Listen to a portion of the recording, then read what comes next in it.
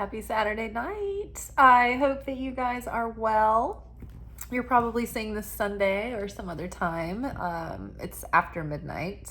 So, yeah, I guess it's technically Sunday morning. Anywho, but welcome. We're here for our Saturday night secret sermons where we continue our series, Secret Teachings of Jesus, where I delve into the Gnostic Gospels, and I'm in the Nag Hammadi scriptures currently.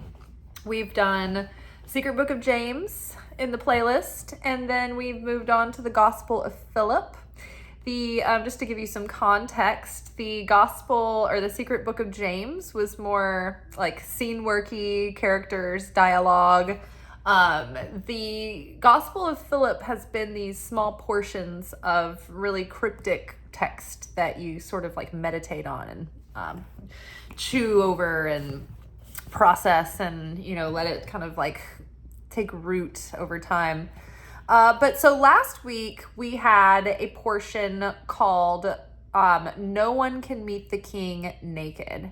And I almost wanted to go back and do a part 2 of that. But then I remembered that when I started looking through the book, I found a portion and I was like, oh yeah, that's right. This was going to be a good follow-up. So basically, I'm not a theologian or anything. I just am interested. I wanted to read these. I didn't know when I'd have time, but I thought it would be even better to share them and do them together as a segment. So we do this every Saturday. And yeah, so I usually come in from work and I choose a portion that kind of stands out and kind of gives me some information, or I'm getting some downloads, and then as soon as those start coming in, I just start recording, and then I read the portion to you guys, and then we unpack it line for line, and then that'll be that. So yes, just to recap last week, we got out our, hold on, here it comes, chart came, chart. So last week we talked about the tree of life a lot, and we may get into that again, but I just wanted to recap last week. So no one can meet the king naked.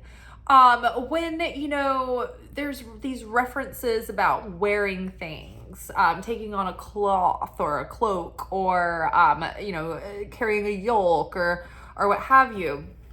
They're referring to like doing the process of ascension, of like soul correction to like heal the heart and to expand consciousness.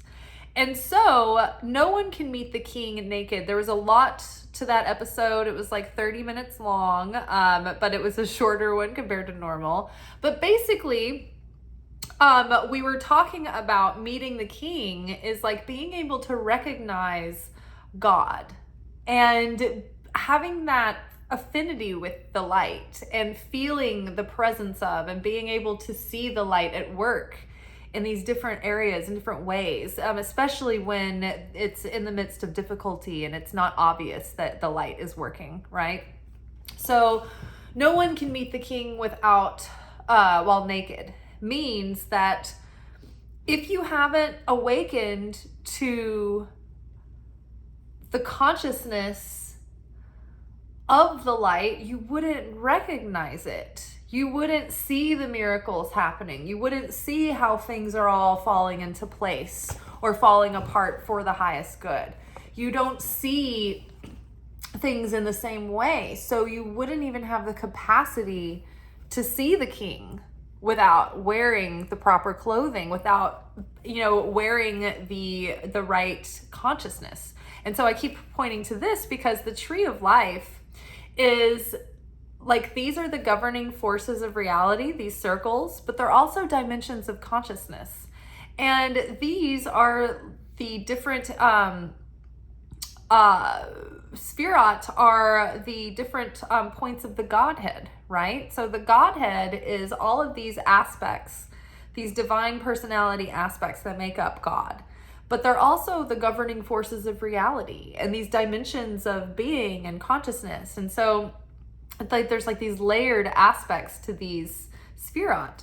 And so to wear the clothes it's like each level you go to, you get this new level of being able to perceive and understand. And these are the powers, right? These 7 in the middle, the top 3 are supernal primal forces. We do not get to this level of consciousness without being completely reabsorbed back into unity with the Creator. So it's these Zeren Pin, the 7, that are the fruits of the Spirit, the powers that we overcome to transcend, to have the fruits of the Holy Spirit within us. The 7s are always referenced. And so these 7 levels of consciousness are awakened within our soul. And so we have the ability, when these things are awakened, to be more compassionate, to be more prophetic, to have more ease and be in a flow, and have this strong sense of certainty and carry favor and blessing, because you're operating in a sense that you're very balanced at that point. So no one can meet the king while naked means that you can't, you have to have affinity with the light, right? When you think about the law of attraction, like vibrates with like resonates with like. If something is not the same, then it's going to be dissonant and it's going to be repellent, right? So we're trying to have unity with the light. We're trying to come into oneness with the light, and be seamlessly connected, or at least understand that we are. And so in order to do that, we have to gain affinity with the light by correcting our the parts of us that are still shrouded in darkness, right? The parts of us that haven't awakened, the parts of us who are controlling and selfish and lack trust in the Creator, right? The part of us, the ego part of us that's pushing our own will, right? Even at the expense of the will of divine. And we're interrupting that. And so yes, wearing the clothes. No one can meet the king naked. It's like you wouldn't be able to be in the presence of the king unless you have on the proper attire, right? Unless you take on this proper consciousness, you're not going to be in vibration with the light. You're not going to have affinity with the light, and therefore you're going to be separate from the light. The light never separates itself from us. The light is continuous. It's eternal, right? It's perpetual. It's not even fluctuating. It is only us. We fluctuate, right? Depending on how well we're dressed. So if we have affinity with the light, then that is what we refer to as preparing the vessel or building the vessel, right? So that is so that we can contain the light within us, that consciousness, that blessing, that favor, that feeling of fulfillment and living with purpose. But we can't do it without the consciousness. The consciousness has to be there, or else nothing else it will all be chaos. And even if we can force things into place, it's not going to be fulfilling. Even if we get our wishes, get our manifestations, it won't be the full fulfillment. So our aim is to be one with the light, to have unity with the light.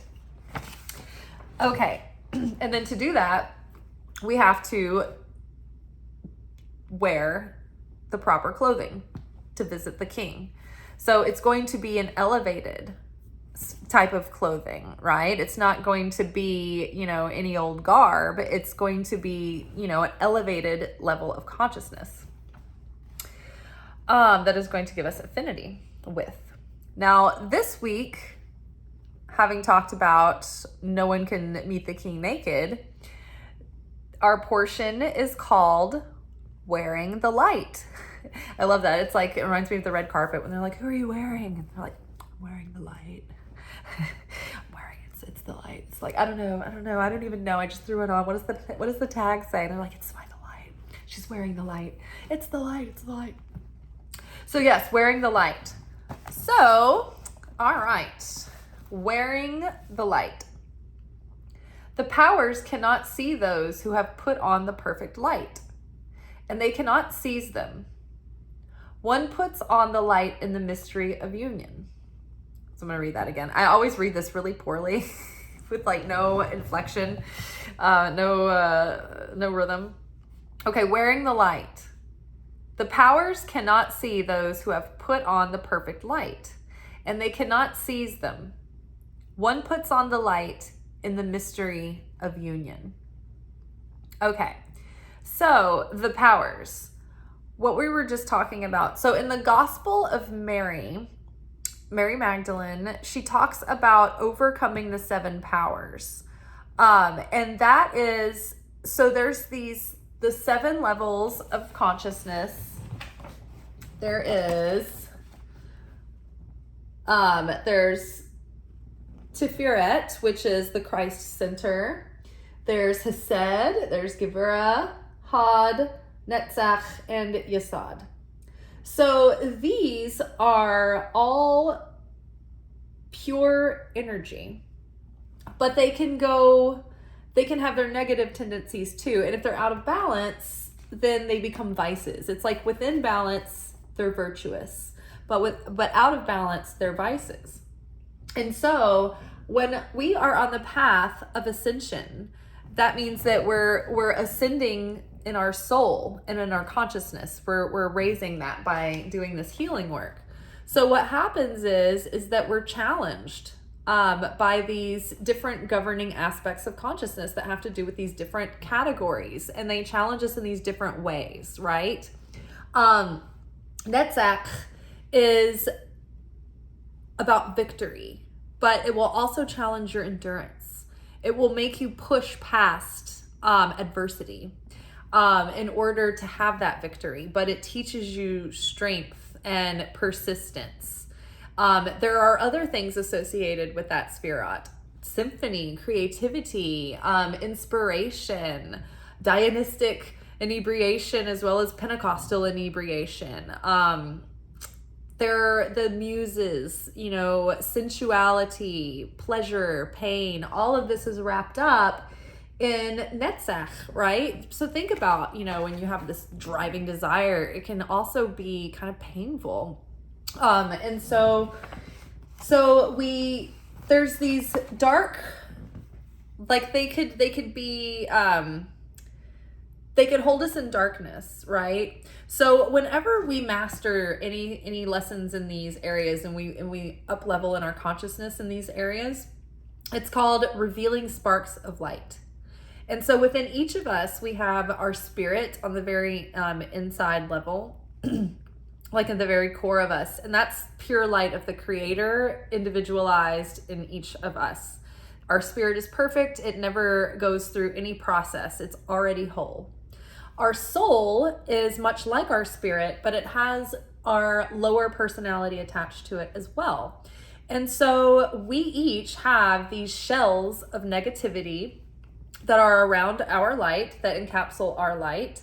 And it is the work of each lifetime to come here and break those shells of negativity called klipot, which reveal more and more of the light that is within us from the Creator. And so as we go through these challenges, right? So say, we're dealing with Netzach, and we have a dream and we have a desire, we really want to go for it, and it's so strong that, and we hate that we don't have it, it's causing us pain, it's like, but we have to push ourselves out of our comfort zone, push ourselves past our fear, push ourselves past our doubt, and really stick with it, right? And persist. And when challenges come up to make you feel like your thing isn't going to happen, that's when you have to push through and push through. And when you overcome your negativity, when you overcome your fear, when you overcome your smallness, whenever you are able to overcome your small ego mind and take an action from the higher self, that's not a reactive action of taking, but really an action of like receiving for the sake of sharing rather than receiving for the self alone. And so anytime we do that, we overcome our negativity, we break these shells and we reveal more light. So that process of breaking that negativity and revealing more light, that is the process of ascension. And so the powers Like when it said in the Bible that Mary was possessed with 7 demons, that Christ casted out 7 demons, it wasn't that she was possessed by 7 demons. We're all possessed by the 7 demons. Those are the 7 powers. And so when we transcend them, I don't know what they referred to them as in Mary Magdalene's gospel, but basically those are like when you transcend or when you overcome the evil forces, the powers, they turn, like you take that light from them and you have that power. And so you take that power back and it is healed, corrected, redeemed power. And so then it becomes a gift. It becomes one of the spiritual gifts or spiritual fruits of the Spirit, but not until you overcome, those demons.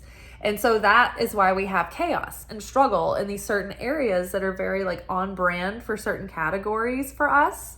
It's because they're archetypal, representations of the adversary that we have to go through. And so we're all assigned a certain amount of stuff in this life that it's our job to alchemize, because like we have to come here and turn darkness into light. That's part of our job. It's part of our purpose on earth.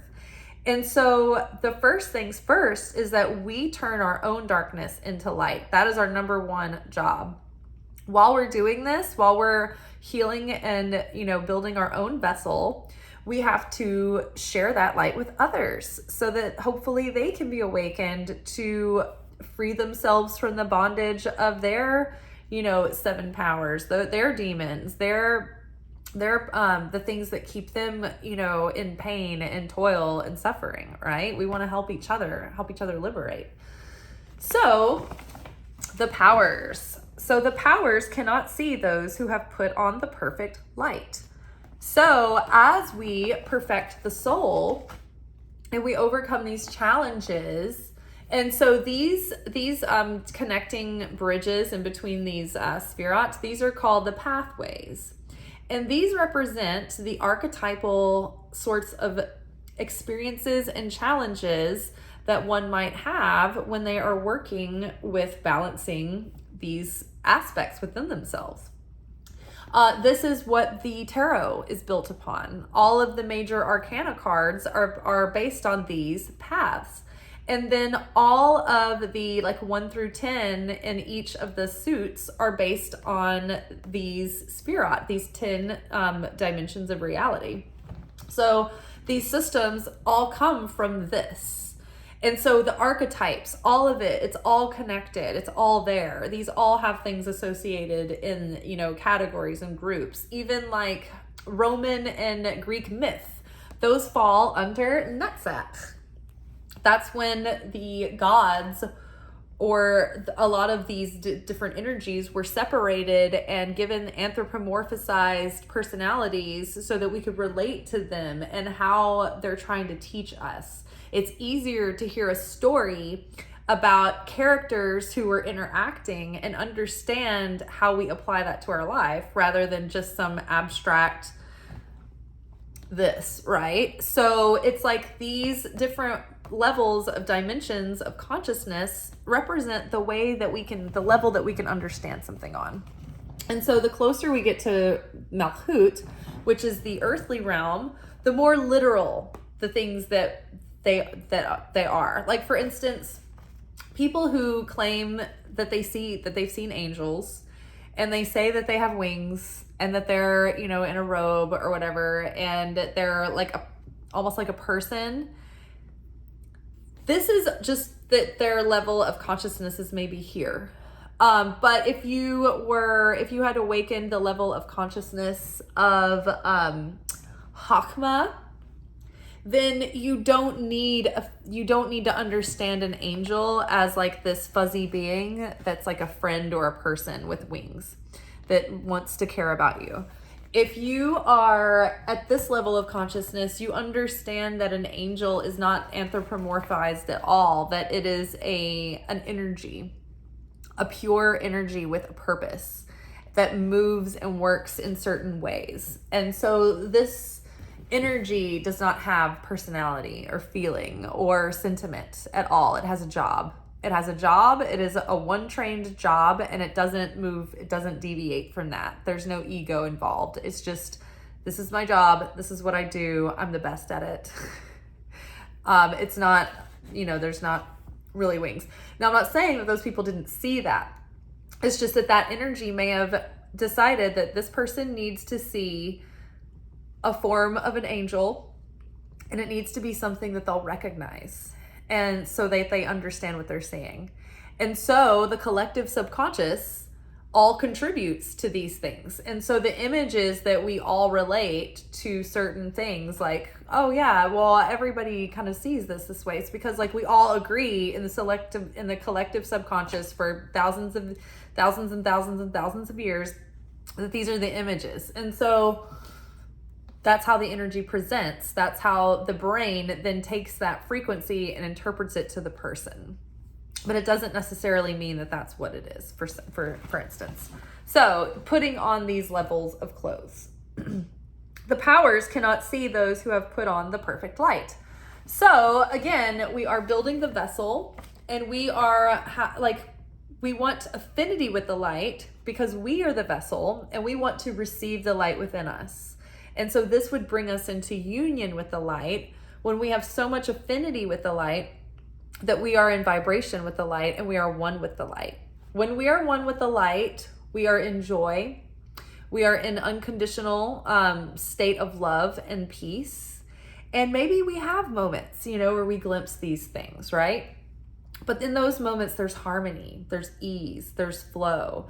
Miracles happen, right? The moment we get anxious again, we're in separation. Right? The moment that we get selfish again, or, self-serving, how's this affecting me? Instead of showing up, how can I bring to the situation? You know what? Whatever the circumstances look like, it doesn't matter. I'll be taken care of. It's all going to be fine. Let me just bring what I can to the situation instead of asking what it can give to me. John F. Kennedy said, ask not what your country can do for you, but what you can do for your country. That is the mentality of having affinity with the light. It's like, don't ask what the world can give to you. You show up and ask what you can give to the world, because you have the light inside of you. You are a steward of the light. You are a channel of the light, and you are here to share it. And so that is our purpose in this world. It is to share our talents and our light, right? So those who have on perfect light, the powers cannot see them. So this is like being camouflaged, because like resonates with like. And so the powers cannot even be in the same space as pure light. They can't, the pure light vibration overpowers the darkness. Just like when you turn on the lights, all the dark is gone, right? There's the shadows, but you get what I'm saying. The same is true for us. It's like when we turn on the light inside when the consciousness is shifted, and we're in when we're in union with the light, the powers, the negativity, the chaos can't touch us. We're in a golden zone. We're in a protected space. That we can't even, they have no affinity, they're in dissonance, so they can't come near us because physically they're not in the right wavelength to come that close. And you know what it's like too, when certain animals, they see infrared, and they can only see like certain things when they're like when they're putting off a certain heat, for instance. That's kind of the same. It's like, okay, when you're wearing the perfected light, and you are walking around in a state of like higher consciousness, and you are radiating like loving, peaceful vibes of unity, of bringing people together. It's like you're so in such a frequency that they can't perceive you even, right? It's like the T-Rex from Jurassic Park. It's like, maybe he doesn't see us. It's like that's what's happening in that situation. So the powers cannot see those who have put on the perfect light, and they cannot seize them. When one puts on the light in the mystery of union, and they cannot seize them. So when you are in let's say when you're in the throes of darkness and you're starting to spiral and you are gripped with fear. Think about this language that we have around it, gripped, seized inside. Oh, that hot heat of fear and being triggered that just runs through your veins and it starts coursing and you got sweat and your like heart is beating and you're seized and you can't get out of it. And it's like you're obsessing. You're so scared. That's all you can see. Of tunnel vision. You're stressed. You're in crisis. And then you start reacting. And then you start making panicked choices. And then you start snapping at people. And then you start wanting to control the situation. So you might start trying to make moves and, you know, manipulate and politic and doing everything that you can to try to control. The powers have you seized. I don't know if anybody has ever, we've talked about this on this channel before, so brace yourselves. If anybody has ever had sleep paralysis or dealt with paranormal attack during sleep paralysis, demon rape is a thing, incubus, succubus, like they can seize you in your sleep. Because what happens when we sleep, when we go like 30 minutes into our sleep cycle, when we're deep in, every day, every night, we have this mini version of Judgment Day, where it's like this sort of mild version of death. Death is very cleansing to the soul. Pain is very cleansing to the soul. Death is very cleansing. It basically gives us like a fresh start. So every night we have this miniature death where our soul leaves our body, goes to the upper realms, and has a mini Judgment Day with our spirit team. And, you know, we review the plays, we get, you know, cleansed, and then we come back into our body. One of the reasons why, so the surrounding light of our soul is what really protects us. And so when our soul is out of the body, the only thing that's protecting us is our inner light. The inner light is the light that we have already revealed, that we've done the work. So that's what's left protecting us when the soul is out of the body. And so if we haven't revealed those sparks of light and worn the perfect light within union to any degree, we're kind of like out there with no protection. And so entities can attach themselves to you and suck your energy. And one of the ways that they do this is by like taking your sexual energy. And so you might have a wet dream. You may have the experience of being like in the sleep paralysis where you can actually almost feel like you're being seized within your sleep and you can't like wake up or do anything. And so basically, you know, there are also times where you might wake up and you're like, you don't remember anything happening, but even though you got a lot of sleep, it's like you're so drained. This is happening. These are the powers seizing you and taking your energy, sucking your light, taking your light. So what we do, or what are the benefits from our, you know, elevating our soul, revealing sparks of light, doing this inner healing work, is that we're elevating our soul to a higher level to the degree where we're revealing more of that inner light that protects us, right? And our surrounding light becomes more protective too. So yeah, it puts us in this like protective force field essentially. And again, they don't have affinity with that energy, and so they can't be near it. But yes, let's see. There's actually a book called, I think it's called Sleep Paralysis, and it's by a guy named Johnny Five. And I found it in one of the metaphysical shops near my house, but I was like, oh my God, like someone else has had this happen. And then I found him on Instagram and I got to say hello, but I don't know. So it's a common, this is not just me. Okay, so wearing the light. The powers cannot see those who have put on the perfect light, and they cannot seize them. One puts on the light in the mystery of union. Now, another thing that I want to bring up is that, and then like once the person has put on the perfect light, the powers cannot seize them.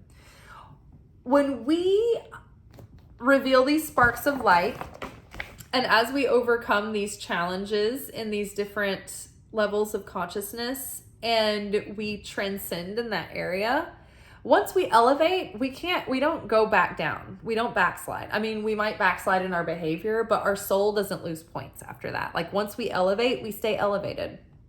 So, so that's another thing. It's like, oh, I'm safe. I got to base. I got to second base. I'm here now. Like, you know what I mean? Like, oh, I made it to home base. Something about that. It's like once you get so high, like you can't be dragged down again into like previous darkness, because once you've been elevated, once you've been illuminated and you've had a revelation and an epiphany, it's like once you know the truth and you live the truth and you embody the truth will set you free. So nobody can, like, once you're wise to something, nobody can like take that away from you. That's why the mob, like when someone is like a witness, they have to whack them because they're like, oh, they seen the truth. They're not going to unsee that truth. Like they might be able to cooperate and keep their mouth shut, but you can't, once you know truth, it's like you will not unknow it. And that's the funny thing about not truth, is that you doubt not truth. When there's a doubt, when there's something that is known or you're thinking it, but it's not for sure and it's not true, it's like you never know that, like, you know the truth. Like once you know the truth, you're like, no, nobody can tell me different about this. And it's not just like being prideful about a mistake or something like that you're making, but there is that certain level of truth where you're like, no, I know this in my bones. Something else that's like, yeah, I don't know, it's wishy-washy. Maybe that's an indication that it's not true and that you know it on some level, that you can perceive it energetically, that it doesn't have perfection or truth, like universal cosmic truth, like the way like math does, where it all adds up, you know, and it's like there's no getting around it. 2 and 2 makes 4.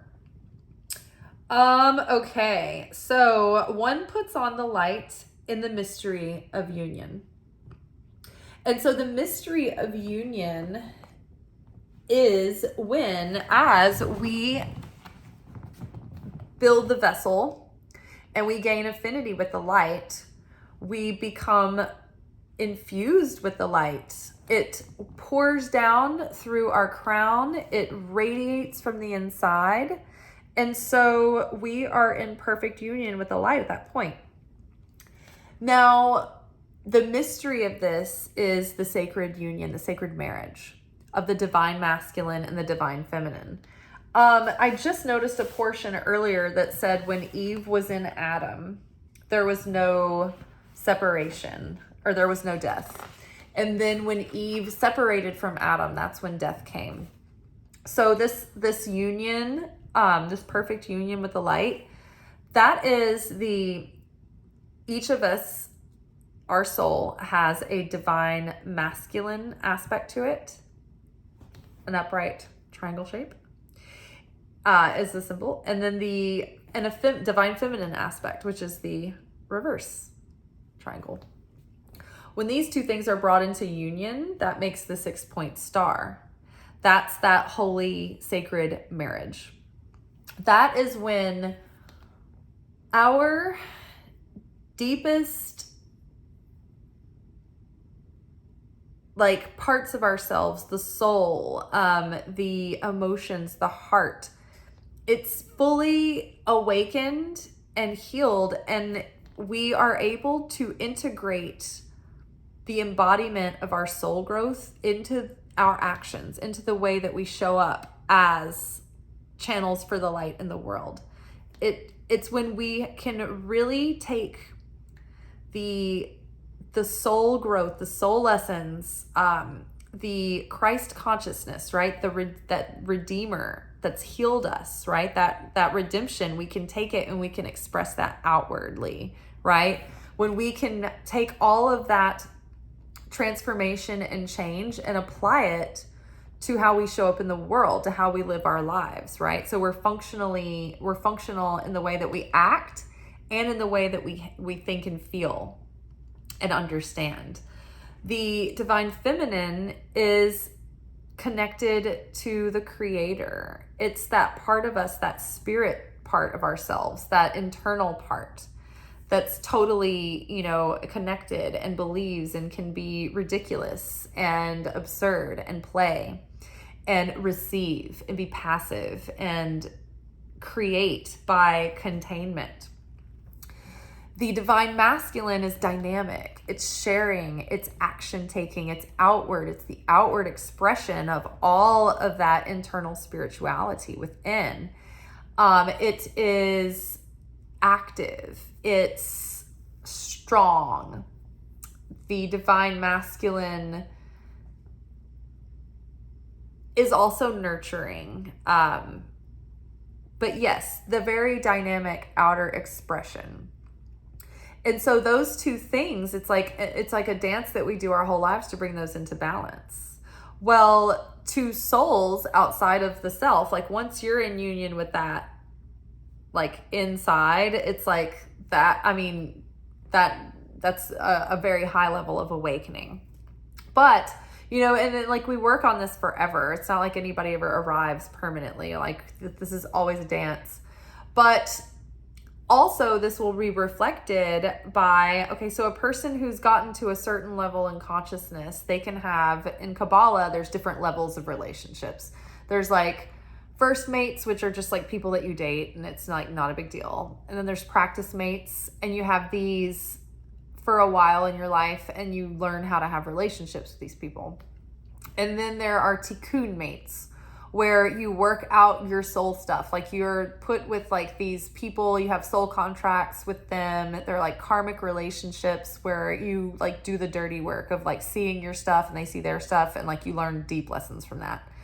Hopefully it changes you and elevates you to the point where you can have a soulmate level relationship where each person has done some healing and they've done some things to make themselves aware, and then they can be on a parallel path together to grow with one another, and the two parts can be made greater together than separate. And so by those two people doing this healing work side by side, it's like their union actually is so great that it spills out and makes their surrounding community and the world around them better for it. So that's the soulmate level relationship. And then in that regard, the two people, it doesn't matter about gender. It's more like about these divided categories of energy. But some souls are more feminine leaning and some souls are more masculine leaning. And so, that at a point you get to where you're going to have a divine masculine soul resonate with the soulmate of the divine feminine. And it does, like I said, it doesn't matter about gender, but one person is going to be more heavily this way and that, and they're going to be balanced together, and they come into union. And so that is one of the secrets of marriage, is that the masculine and the feminine energy come together in sex, and their souls are united, and it creates this very powerful connection. And so whenever things are like super powerful, they can be used for good or bad, right?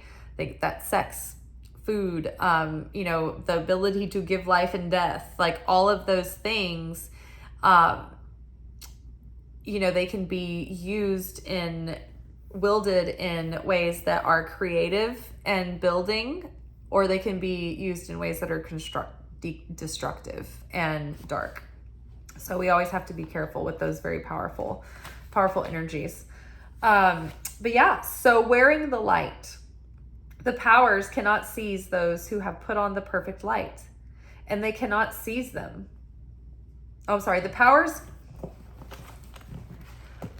powers cannot see those who have put on the perfect light, and they cannot seize them. One puts on the light in the mystery of union. So yes, this first is that union with spirit, with source, with the light. And this, we do this through our soul process, through revealing sparks of light. We also do this through our prayer practice, right? And using your prayers and saying them out loud. But yeah, the mystery of union. Anytime that our consciousness is set on the Creator, we are one with the Creator. Anytime our consciousness is set on sharing as an ambassador of the light for the greater good, we're in union with the light. Whenever we create unity amongst others and we're sharing that agape love, we're in union with the light. So yeah, when you are taking actions that are in affinity with the light, then you're in that union. And when you're not, you are separate. And so when Adam and Eve, once there was separation between them, when the masculine and the feminine separated, it was like the over analytical mind didn't believe that ridiculous part of the self that was willing to trust spirit, that was willing to trust the intuition, that was willing to go into the heart and be emotional and vulnerable, but also to have the absurdity to be able to follow divine guidance without logic or reason behind it, you know? And so the divine feminine and the divine masculine, when they're at odds, there's this separation, there's an ego separation, there's space there where fear, lack, doubt start coming in, and it creates space and chaos rather than unity. And then there's death, right? There has to be death of the ego. There's breakdown in the relationship after that. Negativity starts breaking things down. But it's the process that we must go through here as well. And so, yes, separation means death. But we're always dying to the small self for the sake of the higher self. We're breaking through those shells of negativity to reveal our sparks of light from within, to reduce the barriers that keep us separate so that we can be in union and free. All right, you guys. Well, I think that is it for tonight.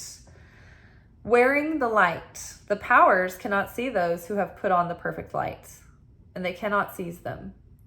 One puts on the light in the mystery of union. All right, we're in a cool 42 minutes, y'all. It's not the 45. Take care. I'll see you tomorrow for our energy oracle forecast for the week. Like this video, subscribe, share, comment. Thank you for all of your support and any action that you take. It definitely helps get these messages out into the algorithm so that other people can find them too. All right, y'all. Ciao.